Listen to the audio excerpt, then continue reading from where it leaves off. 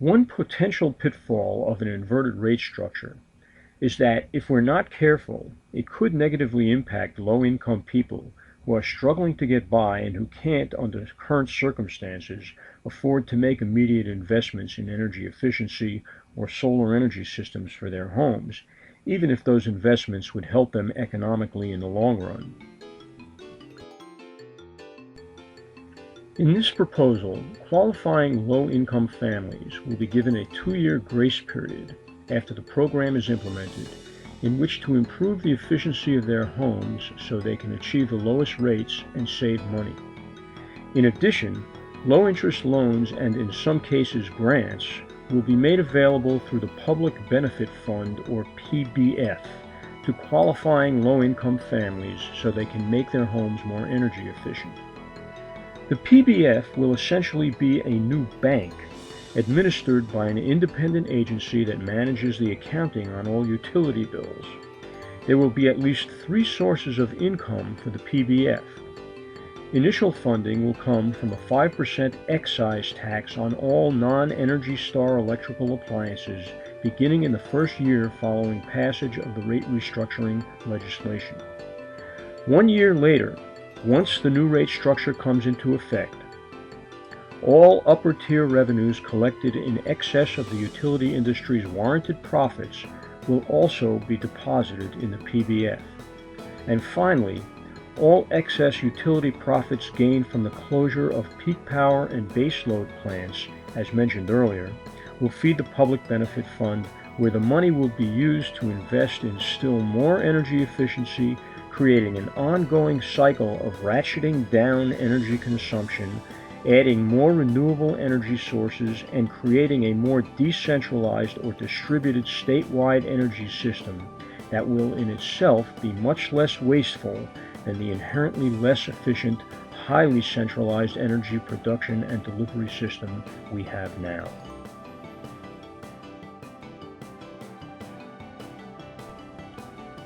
To give fair and adequate notice to all ratepayers, starting 1 year prior to implementation of the new rate structure, monthly utility bills would look something like this example.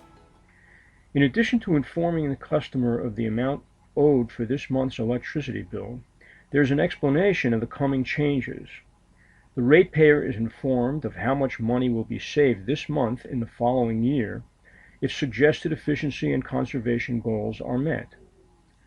Alternatively, the customer learns how much more it will cost the following year if the same number of kilowatt hours is consumed for that month, assuming it exceeds the low-cost threshold. On the back of the utility bill will be a list of suggestions for reducing energy consumption, beginning with things you can do for free, like turning down thermostats, using a clothesline instead of an electric dryer, closing off and not heating rooms that aren't being used, and wearing a sweater instead of turning up the heat. Next is a list of moderate investments like buying more efficient light bulbs, fixing plumbing leaks, and insulating all hot and cold water pipes. And finally, there is a list of large investments like installing a ground source heat pump, a solar water heater, or buying a new refrigerator. All of these investments will pay for themselves on a monthly basis in energy savings. Each electric ratepayer will also be informed of the availability of efficiency loans through the Public Benefit Fund.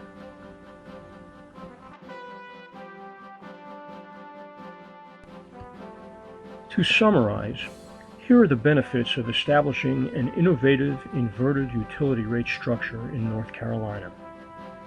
Ratepayers who take steps to conserve energy and/or invest in efficiency in their homes, businesses, and industries will realize substantial economic gains in the form of lower energy bills and higher profits. The massive investment in energy efficiency and renewable energy systems resulting from the economic incentives built into this new rate structure will create thousands of new jobs throughout the state.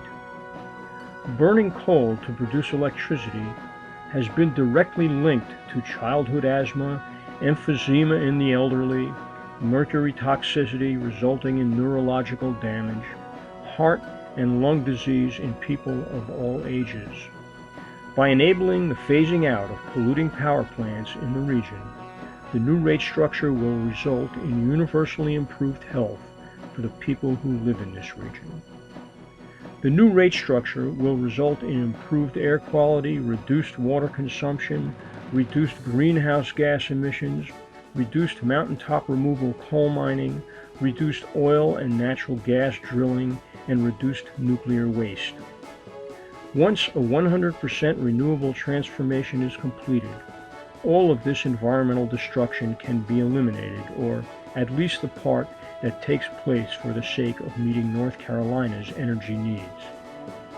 And finally, the new rate structure will be of major benefit to the state and local governments of North Carolina, as it provides increased revenues from sales taxes, increased income tax collections, and reduced unemployment and health care liabilities.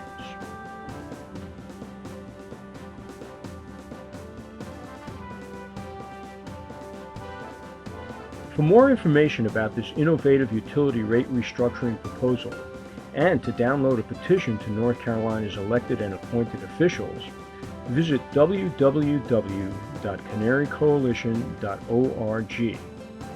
Join this campaign and work for a real solution. Thank you for caring and taking the time to watch this presentation.